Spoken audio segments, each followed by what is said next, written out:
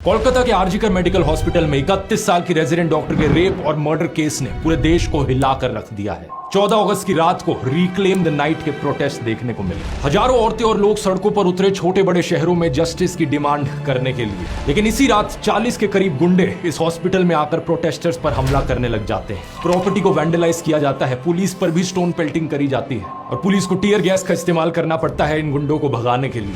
कौन ये लोग थे, किस पार्टी से एफिलिएटेड थे, कोई नहीं जानता अभी। लेकिन वेस्ट बंगाल की चीफ मिनिस्टर ममता बनर्जी पर ब्लेम डाला जा रहा है इस रिपीटेड लॉ एंड ऑर्डर के फेलियर के चलते।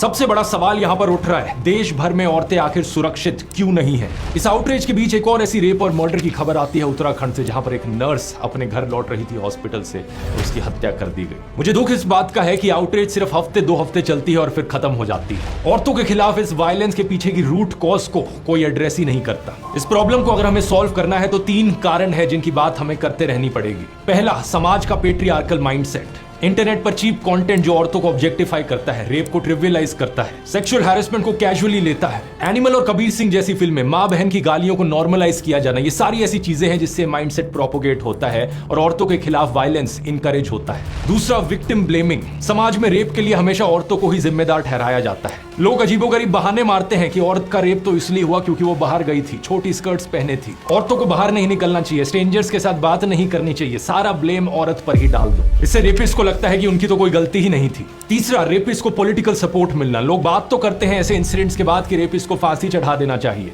लेकिन असलियत में कॉन्विक्टेड रेपिस्ट के साथ क्या होता है ये देख लो। Convicted rapist Gurmeet Ram Rahim Singh, Haryana elections की वजह से इसे जेल से बाहर का रास्ता दिखाया जाता है। 20 साल की सजा में से इसने 235 दिन तो जेल के बाहर ही बिताए हैं। बिल्किस बानो के बलात्कारियों को मालाएं चढ़ाई जाती हैं, उन्हें संस्कारी बुलाया जाता है। बृजभूषण जैसे नेताओं को ओपनली सपोर्ट किया जाता है और कोई अगर पॉलिटिशियन रेपिस्ट बन गया तो उसके फेवर में रैलियां निकाली जाती हैं। अगर देश को सही में औरतों के लिए सुरक्षित बनाना है तो इन 3 चीजों पर काम करना होगा।